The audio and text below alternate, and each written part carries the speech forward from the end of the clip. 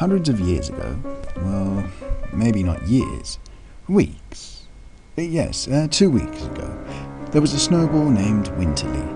He didn't fit in anywhere. The other Snowballs would laugh at him, yelling in their Snowball language, "You smell! You're not a real Snowball!" and so on. Poor old Winterly moves around in the gardens where he grew up just a week previously. He had no memory of where he came from or who made him. He thought it could have been Laura or Leonie, but who knows? It was getting nearer daybreak and Winterly was worried, as were all the other Snowballs in town, because if daybreak came and it was sunny, all the snow would melt and there would be no more snowballs left to throw. So that night they held a Snowtown meeting. After hours of debating, a plan was finally unveiled. They would each choose a shaded part of the suburb to hide in and hopefully survive the night.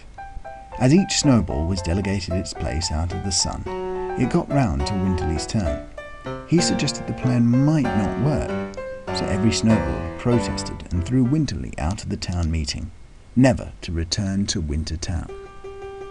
As the hours went by, Winterly searched and searched for a place to hide from tomorrow's hot sun, but there was nothing left. Indeed, there was no place to call his crib. So Winterly decided to just rest, and maybe the sun wouldn't be so hot.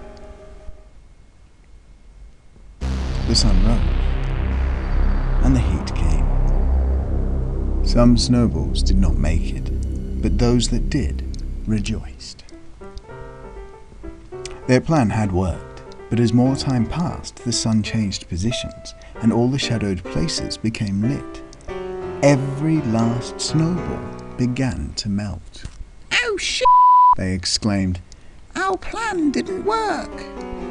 By midday, all the shadows were lit, including Winterly's. As he melted, he looked at all the other Snowballs melting in the heat. But, in an odd twist, Winterly started to notice something. His snow was all but melted, and as the last of the Snowballs looked on in amazement, Winterly looked into a car mirror. Winterly was never a Snowball at all. He was, in fact, a pickle. He was amazed. He must have been a discarded foodstuff. He looked around and saw all the other Snowballs, now slush, and laughed.